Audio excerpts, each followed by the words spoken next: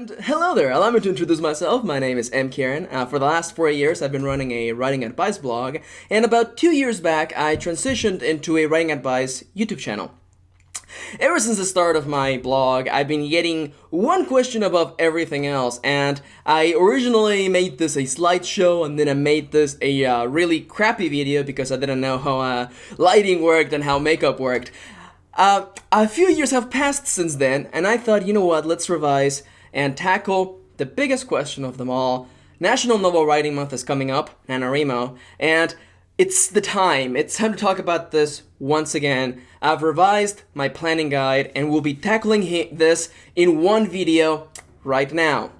What are we talking about? How to plan a novel from the ground up. Now, originally, I made the video guide 2 videos, and that was both successful and unsuccessful in 2 different ways. So I thought I would make it one concise video that you can take at your own pace. There are going to be times in this video that I'm going to ask you to take a pause or to go do something else. If you want to, you can, or if not, you can just keep watching the video. It's all fine. I'm not going to force you to stop and load another video. That's silly.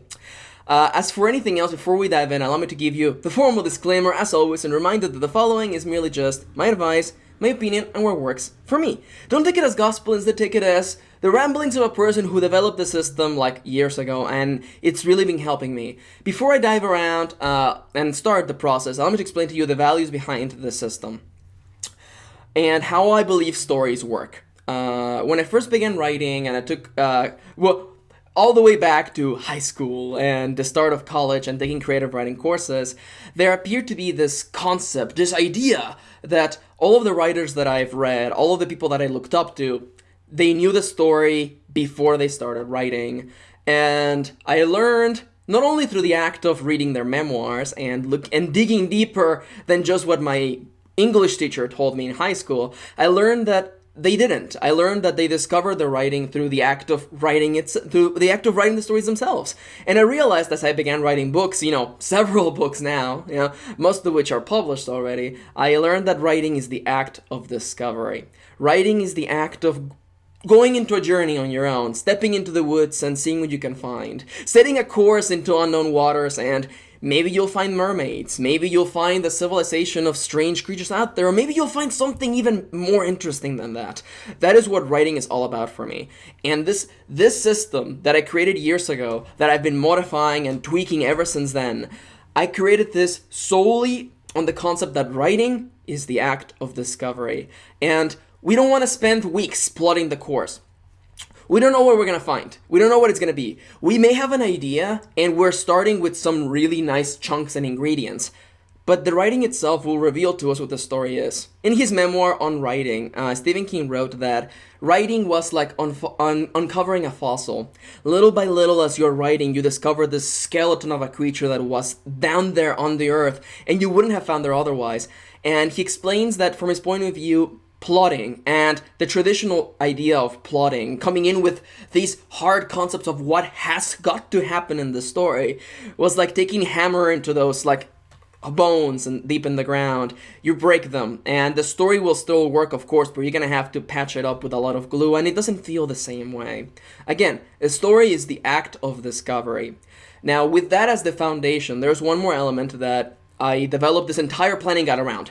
When I first began writing books, I had no planning guide at all. I just kind of jumped into it, and I hoped that everything worked out. And over the years, and over the books, and the many, many books, I discovered that there's a little bit of a process that can be developed.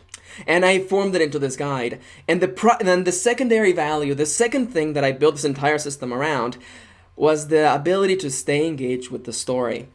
You are probably going to spend, not days, weeks, months, maybe years writing this story. And I think that at the core of the planning, there has got to be the elements that excite you. Because you want the story to still excite you months from now. You want to get up and still want to write this story. And as someone who didn't finish books for years, because I just ran out of steam, I discovered that grounding the story, setting it at its base level and the things that excite you, the things that motivate you, will keep you going. So again, this entire planning guide is built on 2 primal values: letting story be the act of discovery and letting it develop and evolve into its own thing, and is staying motivated. So with that being said, let's dive right in. We're going to begin with step 0. And you may be wondering, by the way, are we gonna need supplies and stuff? I'll reveal all of them in the time. You're gonna need some paper. Maybe you can open up your favorite writing software. You won't need a lot. You don't need reference materials.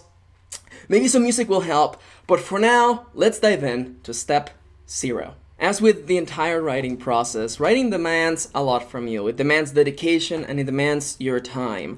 I want you right now to close the door. If you're within your own personal space, please close the door. As Stephen King said in his memoir on writing, close the door. Give yourself that space to be able to write. Put on some music. Put the time away. And dedicate right now, for the length of this video, maybe a little bit more, to make sure that you can follow all of these steps one at a time, okay? This is meaningful. We're gonna start with the foundations. This guide is called How to Plan a Novel from the Ground Up. We're gonna start. We're gonna make the foundations of your story, and foundations matter. So please dedicate the time, put on your favorite music, the music that excites you right now, and focus. Prepare a piece of paper, if you may, or open up your favorite writing software of choice. You may need a couple of files, but it'll all be fine. You don't need a lot. Just close the door and dedicate some time to this meaningful process and the entirety of what is going to follow from it. This is not super hard. I don't think that you need to be special to be able to follow this process. It's really straightforward. I made it for myself.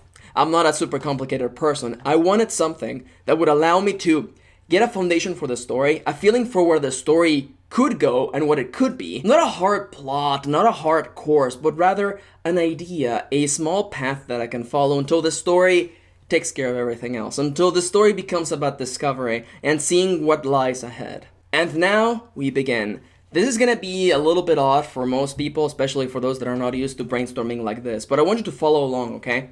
I want you to try this, and this is most effective when you have no idea whatsoever what you want to write about. But even so, if you have a faint idea and you've been kind of battling with how to make it work as a story, follow along. Try to make it fit to the questions that I'm going to be asking you, okay? First and foremost, on the top of your page or the top of your document, I want you to write a question and answer it truthfully, without hesitation, and without doubt. Those two things are your enemies in writing, and I want you to just disable them. No one is going to see this planning. No one is going to see what you're going to write. This is for you and you only. You're the writer, the creator of this world that you're about to step in for weeks, months, maybe even years. Make it about you, okay? Make it about you. So, take a deep breath. Breathe deeply. Exhale slowly. Write down this question and answer it truthfully. What excites me right now? I want you to make a list of everything that comes to mind. Do it. Absolutely everything that comes to mind. It can be genres, it can be names of shows that you like, it can be concepts, it can be ideas. It can be cyberpunk, it can be Sherlock, it can be superheroes, it can be bad superheroes, anti-heroes, death and dying, the loss of a loved one, magic, blood magic, vampires, anything you want. Write all of these huge chunks, these ideas that come to mind, write all of them. Everything that excites you, one by one, make a list. Now. I said, do it. Feel free to pause the video if you have to, and you're ready to move on, pause the video, okay? I'm going to give a couple of seconds, and when that time passes, I'm going to assume that you have already stopped writing, okay?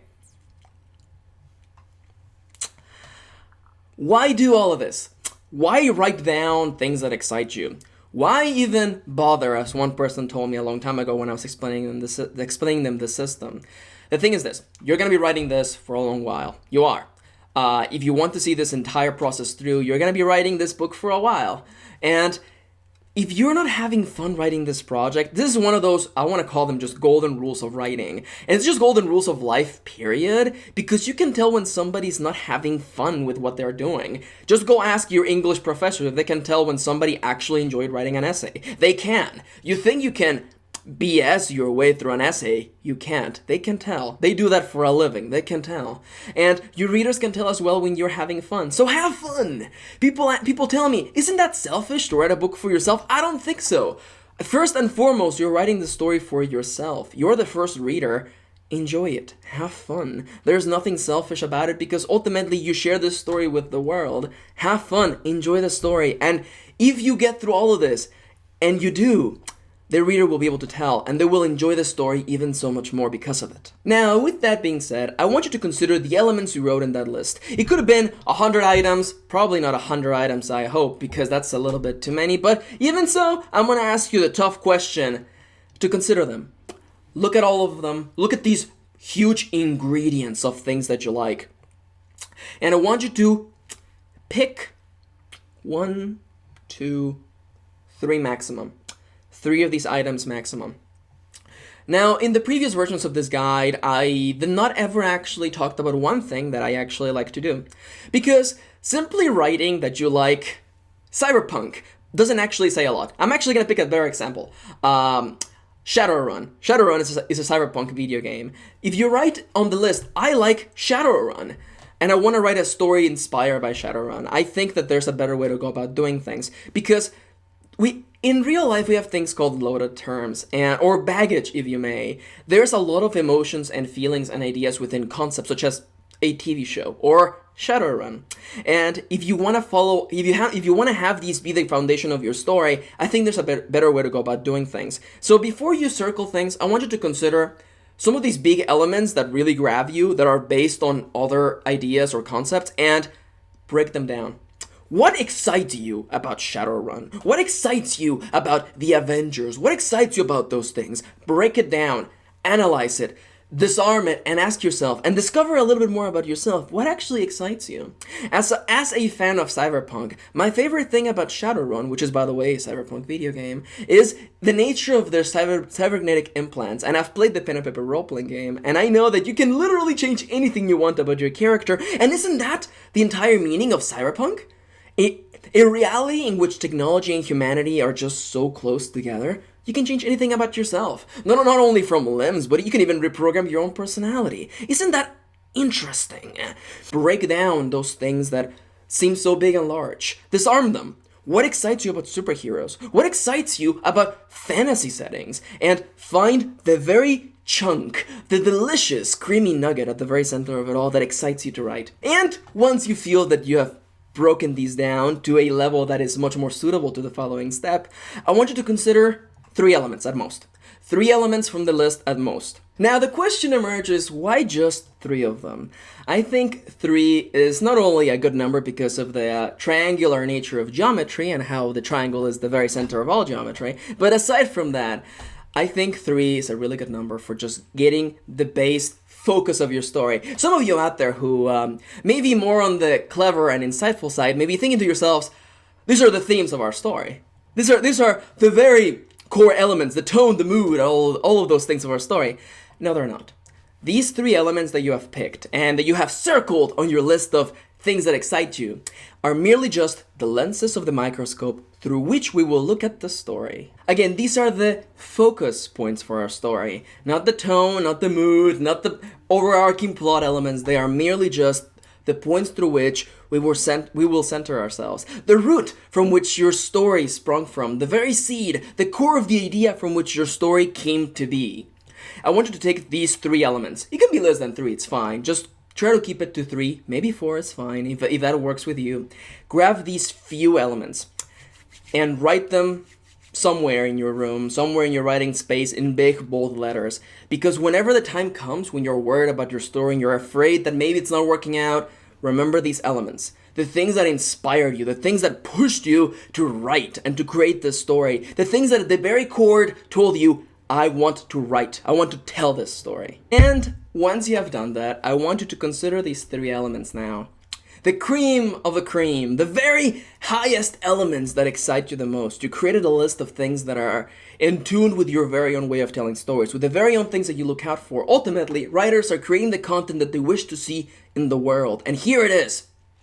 The pieces, the gears that will create the machine that is the story that you enjoy, that the story that only you and only you can tell. I want you to consider these 3 elements, the 3 roots from which your story will come to be. And again, in your page or digital page, I want you to write a question and once again answer it truthfully, without hesitation and without doubt. No one is going to see this paper. No one is ever going to know that it existed. It's yours and only yours to be seen. You could even delete it once it's gone. You could print it out and burn it, for that's some sort of magical ritualistic element to it. No one will ever see it. Answer truthfully. Take a deep breath, exhale slowly, and write this question. What can I cook with these ingredients? And then, just like with the previous steps, start writing everything that comes to mind. Start writing lists of ideas, lists of connections between characters and events, things that you could imagine happening in a story like this, and a story with these elements, with these central points at the very center of its very being. I want you to consider them. Start connecting dots. You are a cook. These are your ingredients. What can you make with them? I'm going to give you a couple of seconds, and when you're ready to move on, pause the video, okay? There's an issue that is brought up every time that I offer this step. And a lot of people out there create the very root of their story, if you may. The answer to what can you cook with these ideas, which is ultimately, if you ask me, it is the imagination alchemy within your mind, melding these three things and finding a connecting point between all three of them. And usually when people do that, they come out with something, and they tell me, I can't write a whole story about this, to which I always reply, who told you you can't? Who out there gave you the impression, filled you up with these ideals that you can't write about whatever you want to write about? There are people out there who seem to be under the impression that writing requires a very particular set of subjects and ideals and concepts that you can only tackle through writing, and you can't do anything else. You can write a story about whatever you want. There is no fun police. No one is going to come knock on your door and tell you, hey, you are under arrest for writing this story about the things that excite you. There's no such thing. You're going to be spending your own time, out of your own personal time, and most of you out there, like I was at one point, you're working 2 jobs, you get home, you don't have a lot of time for yourself, and instead of watching videos or playing video games, you write, because that's what makes you happy. That's what you want to do. Why would you do anything else then? Why would you, instead of writing the story you want to write, why would you write anything else?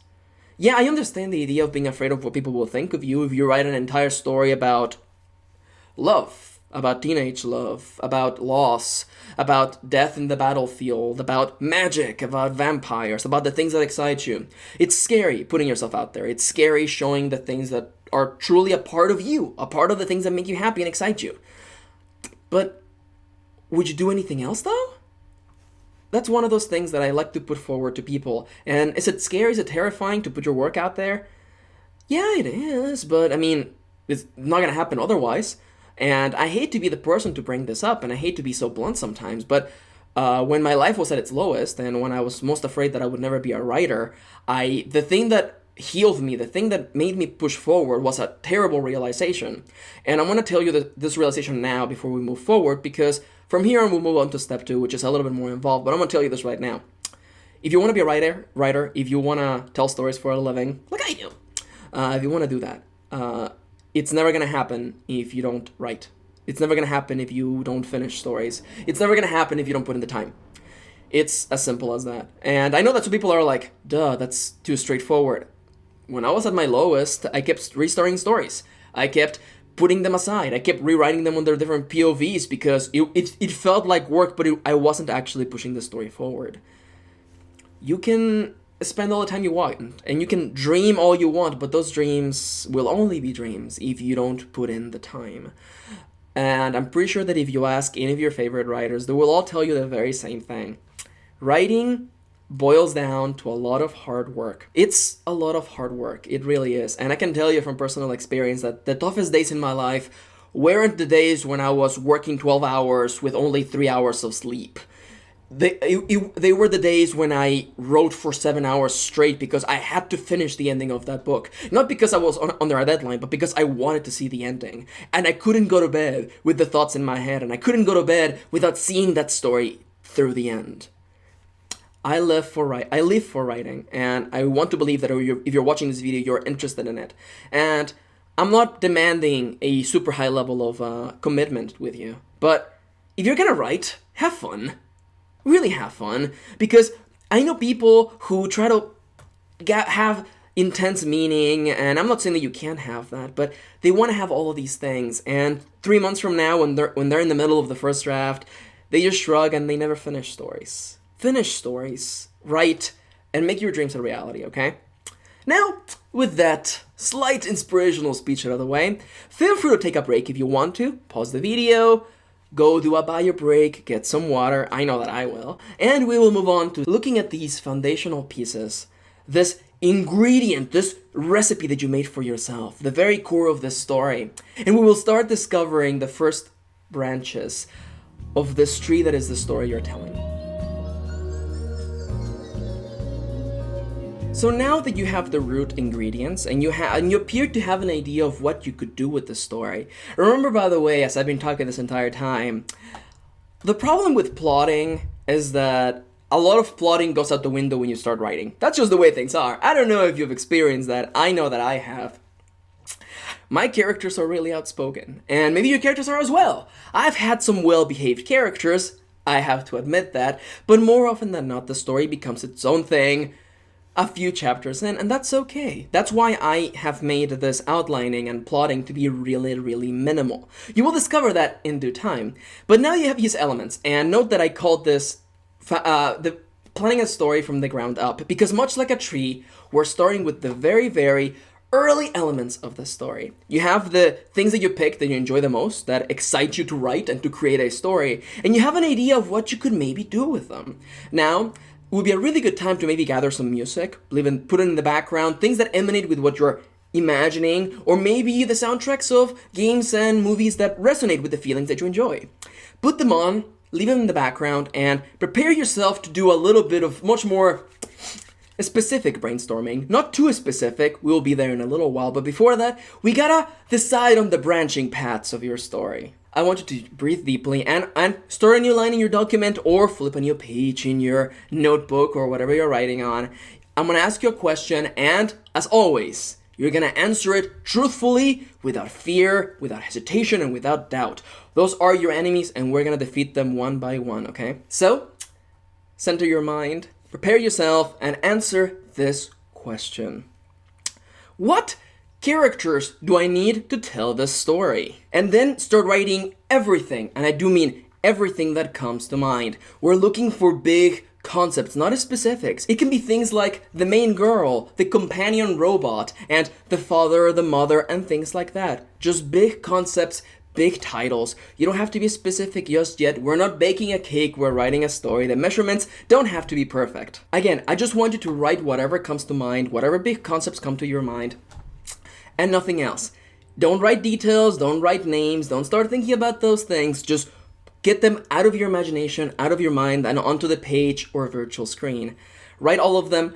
Pause the video if you have to, and when you're ready to move on pause, okay? And now that you have this list of characters, much like the actors that you would need for a play if your story was to be presented on a stage, it is time to think about the stage itself. Ask yourself, open up a new line or a new page, whatever you want, and ask yourself another question.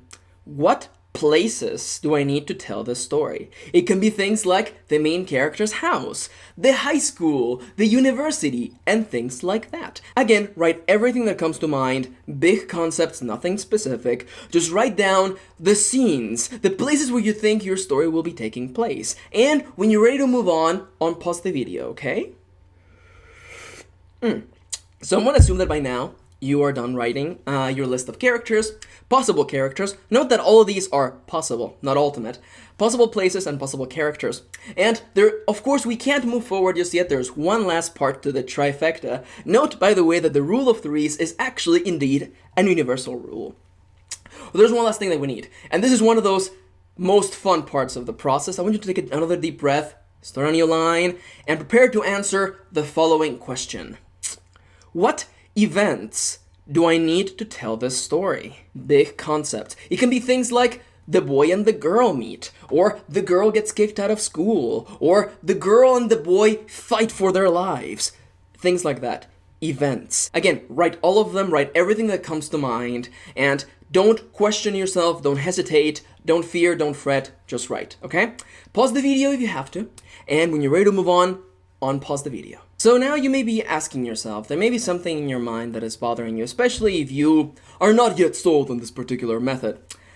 What is the point of all of this? What is the point of listing all of these possible characters and places and events? Well, you see, in traditional outlining and traditional planning, you usually start with these elements. You start trying to come up with characters and backstories and events and sorting out a timeline before you actually think about what is fun. Think about it now. Look at the sheets that you've been writing. Look at your, virtual document. You have already sorted out what excites you, what motivates you, what gets you to write, and as well as a list of possible characters. You have the bones now. You have all of the things that you need to move forward into the more detailed parts of the phase. Long before you even wondered around about timelines and backstories and all of those things, you have the bones now. All you gotta do, much like uncovering a fossil, is to start taking it little by bit. Of course, generally, I would ask you before we start step 2 to take a big break. So I would really appreciate if you actually took a little bit of a moment to pause the video, go to the bathroom, breathe, step out of the room, breathe, drink water. Water is really important for you, really good for you, and move over with the next step, okay? We have the foundation, we have the big pieces, we have the characters, ideas of places, ideas of events. All we gotta do now is focus on them. Focus on them and help them grow. But, of course, pause the video if you have to, and when you're ready to move on, unpause the video onto step 2. And welcome back! Hello there! As I previously mentioned, we're moving on to step 2 of the entire planning guide for how to plan a novel from the ground up. And now we have a few big elements from which we're going to be moving forward with the story. The things that excite us, the things that get us writing, the things that motivate us to want to come back to this story weeks and weeks after we have finished this planning. Now we have an idea for characters, an idea for places, and an idea for events. What we're going to be doing now, and this is going to be a little bit time consuming, of course, because you're going to go step by step, but this is really rewarding and really important. We're going to take a moment to consider and brainstorm each of the individual elements that you wrote down. And I want to again warn you that if you wrote too many, you may want to consider chopping some of those off, primarily and mostly because when you're writing, new characters, places, and events will pop up. To me, in my personal experience, it's better to start with less than more, but, write however works for you. I forgot to mention this earlier, and I'm going to mention it right now. I think it's a really good point to mention it. In Stephen King's memoir on writing, he talks about the idea of the writer's toolbox, and every writer has an individual toolbox that they've created from all the tools that they've picked up along their lifetime.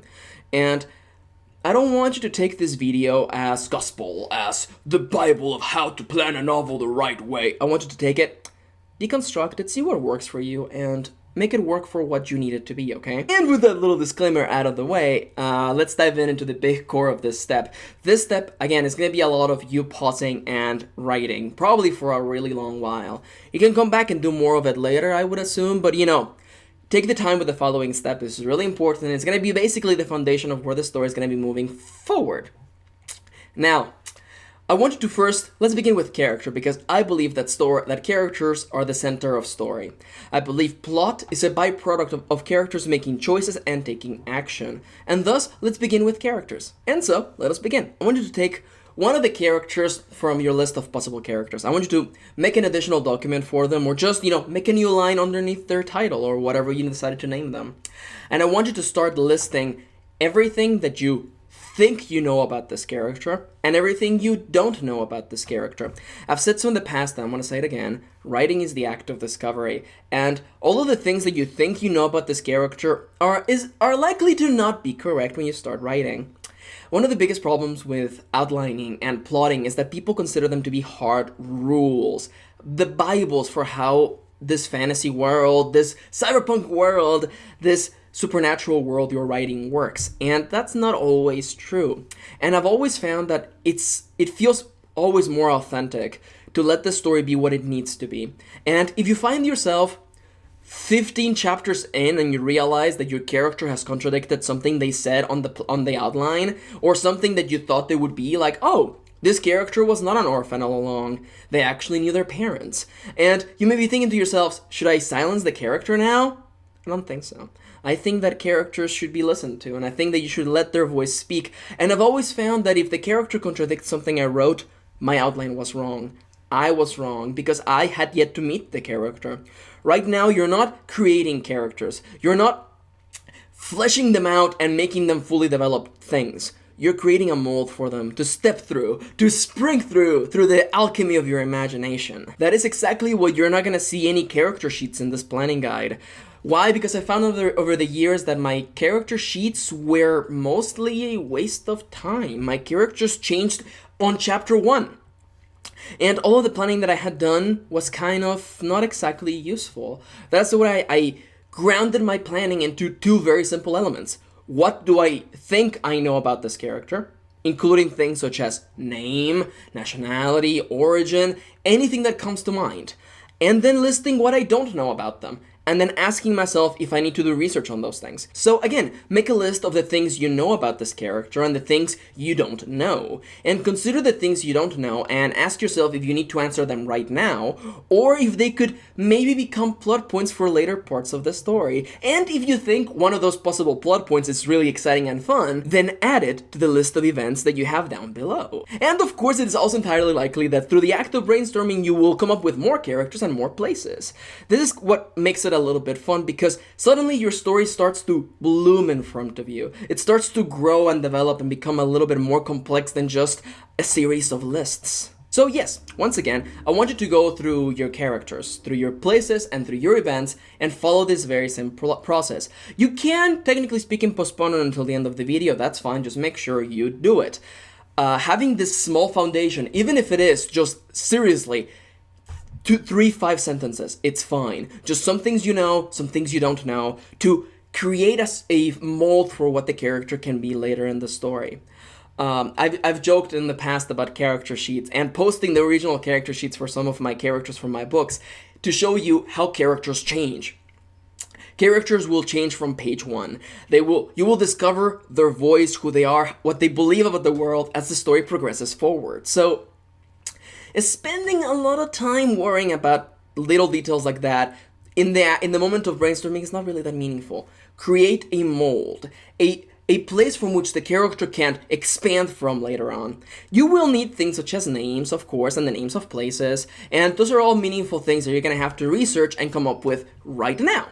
Important stuff. And also keep in mind that as you brainstorm, more characters may pop up, because you realize, well, if I have my characters attending a school, there's probably a teacher there that they love or that they hate, and that may become a character in the story. Allow the story to bloom in front of you. Don't spend days on this. A few hours will be fine. You're creating a foundation. Now, this process is going to take a little bit of a while, and you will have to pause the video or wait until the end of it to complete all of these steps. But for now, I want you to give it the time and spend the time working on that. And before I move over to the next step, through which you can actually pause if you would like to. Before I do that, I want to tackle a question that I get all the time, and I'm going to answer it right now. And it has to deal with this very same planning process, because I've gotten questions over the years, and one of them is, when do I know when I know enough things or I don't know enough things? And you kind of have to play that by ear. I don't want to give you a hard rule, but I'm going to give you a hard rule just so, you have something to shoot for, okay? Because for me, I am done planning a character once I have a mental image of them. A mental image and a mental taste for how they behave and what they want in the world. Now, if you want just something to shoot for, something to aim at, and this is, of course, completely subjective, but I'm going to just give you something to shoot at. And for main characters, give me 5 things you know about them, and 5 things you don't know about them. Simple as that. And for non-main characters, 2 and 2. That's it. Is that arbitrary? It absolutely is arbitrary. But if you want something to shoot for, there you go. 5 things you know, 5 things you don't know. And it may give you some threats, some ideas for other events and other places and other characters. What you're doing right now is just connecting dots and creating a more complex version of the roots and the trees that we had before. So, again, pause the video if you have to, and I'll be seeing you in a little bit. And welcome back. It's time to complete step 2 of this process. There's only 3 steps, by the way, and the final one is actually really straightforward. You have actually, by now, if you've completed everything up until this point and haven't postponed anything, you're basically done through the hardest part of the entire process. And now, it is time to do the big thing that everybody associates with planning, we're now going to sort out the timeline for your story. Isn't it a little bit funny how for most planning guides and stuff like that, you begin with planning the plot, the order of events for your story, but now, by this point, you have already made the elements that excite you, you've created the pieces that will allow you to tell that story, you have fleshed them out, including the events that could possibly happen in that story. Doesn't it feel now that all you have to do is just put these events on a timeline? Now, as to how you're going to go about sorting them out, that depends on how you tell stories and what sort of format you're using for your storytelling. I am a bit of a nerd in the fact that I grew up in a different country and I grew up on plays, not movies. So I like to use the 3-act structure. This is unfortunately one of those points in which I can't give you a lot of advice. Because again, every writer is different and every writer is going to go about doing things differently. I've given you a collection of tools and I'm not done yet. I've got a couple more to give you. But I've got these tools and I can't exactly build the house for you from this point on. You have these events and I want you to consider them in a timeline. Organize them. Put them out in index cards and sort them out, on your bed or on the floor or on the wall or somewhere. And find out if there are holes in this timeline. If there are events that should happen there. And seek about creating new events and sorting them out according to the previous steps. Simple as that. What I like about this format is that it's giving you a collection of scenes that you could happen in your story and are most likely going to happen, and thus all you have to do when you sit down to write is just take them scene by scene. Now there's one more particular reason why I am not really hard about this step, why I don't have hard rules or a hard advice that I can give you. Is because from my particular point of view, my characters tend to go their own way. My characters tend to twist the story in their particular direction, and I end up having a couple of events that never actually materialize because the story has finally picked up momentum and it has become its own thing. It has grown out of the mold that I gave it and it's become its own thing. So ironically, I find myself coming back to this particular question. This is a question that I get all the time and a question that a lot of writers deal with, primarily writers who are new to the writing process and who may have been programmed by their teachers and professors from years and years, and who believe that the authors that you look up to knew what was going on, and they had entire, complete, absolute control of the stories that they wrote, which I don't particularly believe is true. It's true anymore. What happens if my characters don't follow the plot? What happens if my characters start misbehaving? And my answer for that is actually kind of a personal answer.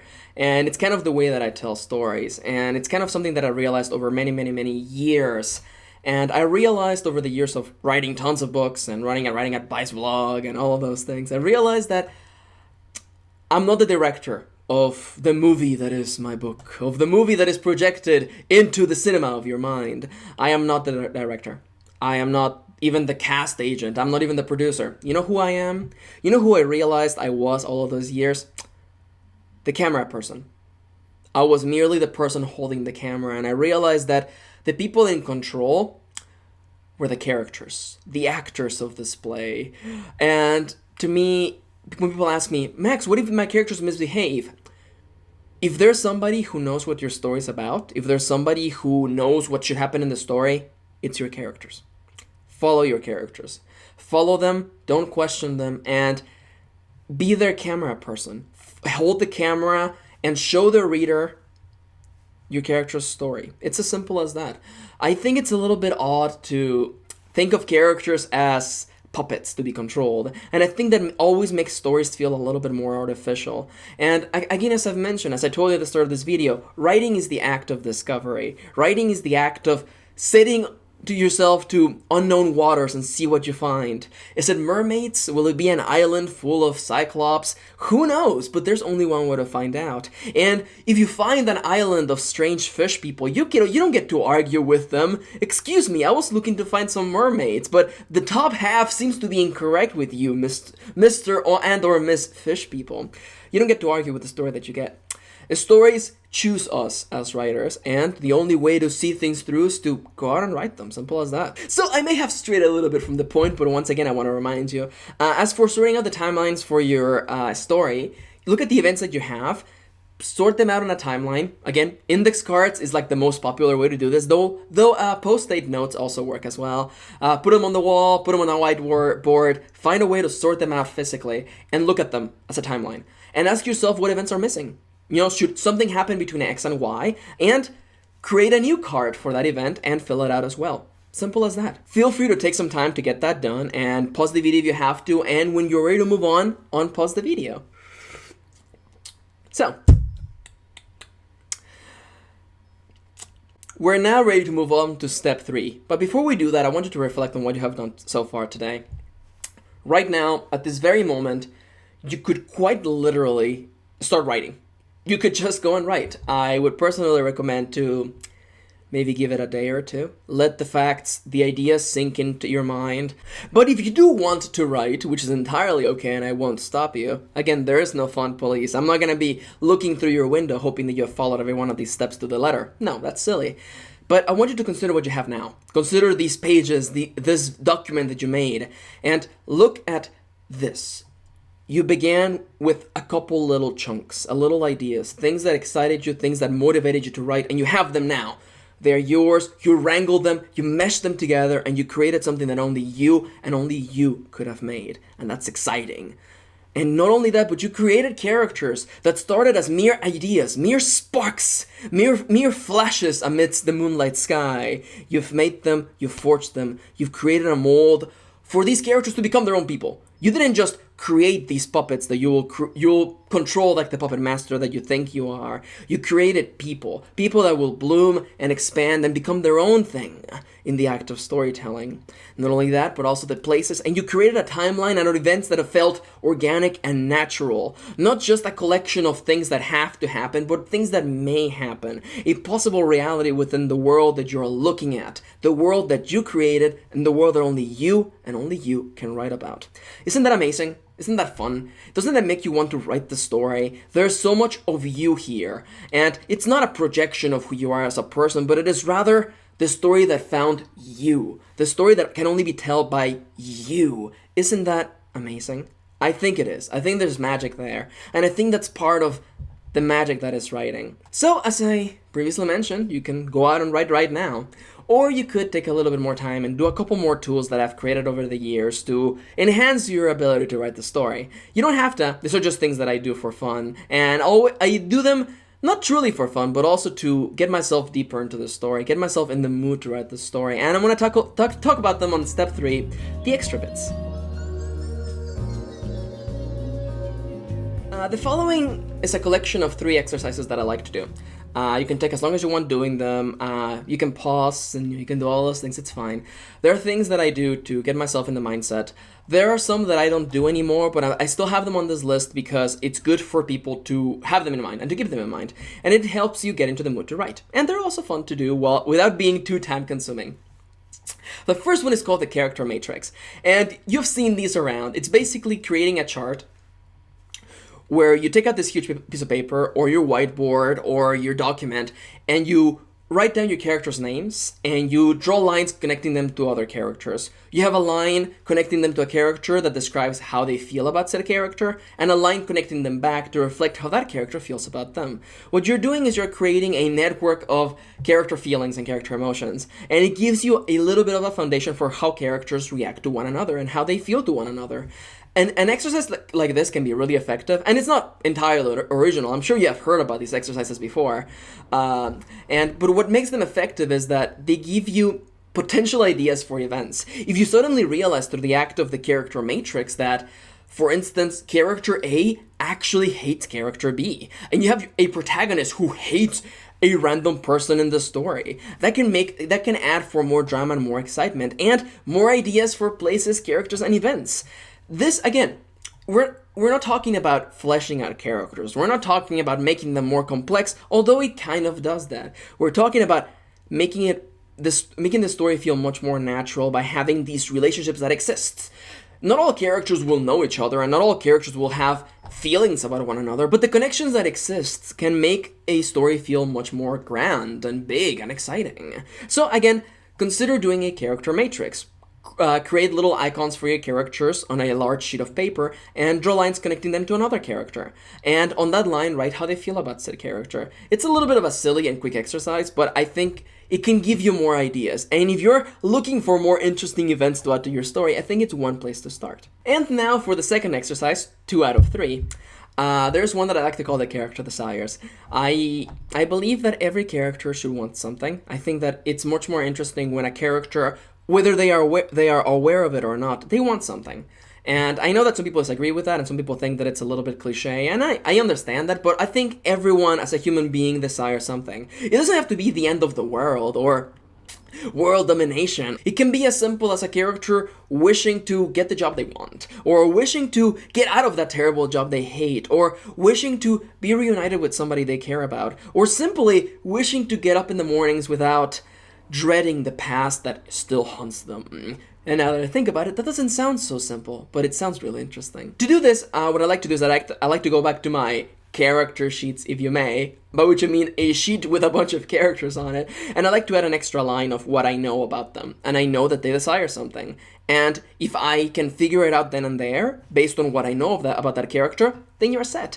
But if you can't, it can give you an idea for things in the story. Ironically, this is one of those situations in which not knowing can be more beneficial than actually knowing. So once again, I like to do an exercise called the character desires, in which I add an extra line to each character's little description block, in which I describe what they like, or what they're looking for in life, or what they desire. And they can be selfish desires, they can be terrible desires, or they can be humble desires. It can be little things, it can be big things, but everybody wants something. And these things are what's pushing them to move forward. Much like the elements at the beginning push you to write, there's something pushing this character to get up in the mornings, or something that makes them not want to get up in the mornings. Not all desires are positive, and not all desires are grand. There are vices, and there are also virtues, and you can explore them through the character desires. And now, for the final extra bit, the final activity that I like to give you to make the act of writing a little bit more entertaining and fun, and literally my favorite part of this final part of the process. The recharging playlist, or just the writing playlist. Whenever I'm writing, I have music. Whenever I want to be reminded of the world that I'm writing, of the characters that I'm writing, I listen to the music that I sorted out for them. I like to make a playlist. I like to go into my musical library and search for albums and soundtracks that emanate with the feelings that I'm looking for. And I like to listen to that whenever I'm writing and whenever I am not writing. One of the hardest things about writing is staying motivated, is wanting to go back to the world when you're finished working for 12 hours at that office where you dread everything, and all you want to do is sleep, but you want to write because writing is your passion. And to me, in those really, really dark days, taking the bus back, taking the metro back, and putting on my favorite playlist about the characters that I loved and the world that I wanted to go back to, that made the difference for me. So I want you to just open up your musical library and look through your albums, check online. There's plenty of free music out there. There are plenty of amazing composers and musicians that also deserve your money. And check out their music and compile a playlist. Compile a collection of tracks that remind you of your characters, of your world, and can also inspire you to write. In case you don't know, I've been making writing playlists for a long time over at 8tracks.com/mkirin. I have a lot of them there and a lot of inspirational music. I also do videos on music every once in a while on the channel. If you're looking for great free music that is inspired by video games, which I believe that video game and movie soundtracks are the meat and potatoes of my writing playlists, I recommend a website called ocremix.org. They have free fan-made remixes of video game tracks, and they're amazing. They have like 53 free albums, and they recently released an album based on Final Fantasy IX called Worlds Apart. I made a video on it. It's an amazing video. It's an amazing album, and it's free. 4 discs of amazing tracks inspired by one of the greatest games of all time. There are resources out there for you, and I think that music is at its core one of the most vital parts of my writing process. And it may not be for you.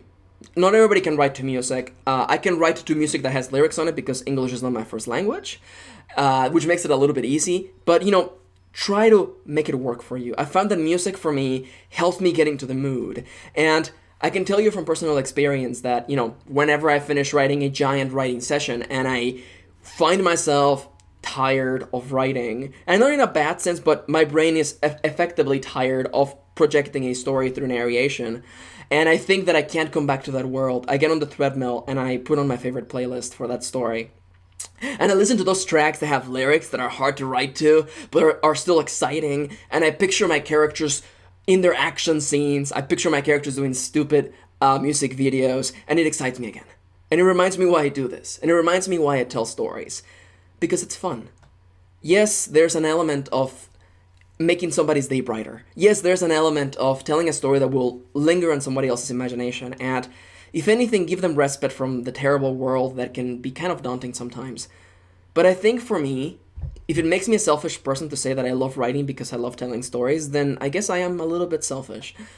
I write first and foremost for myself. I write because it's fun. I write because it excites me. And it's what I was put in this world for. And you don't have to feel as dramatic about it as I do. But if you enjoy writing, I hope that this planning guide helped. I hope that I gave you a different point of view.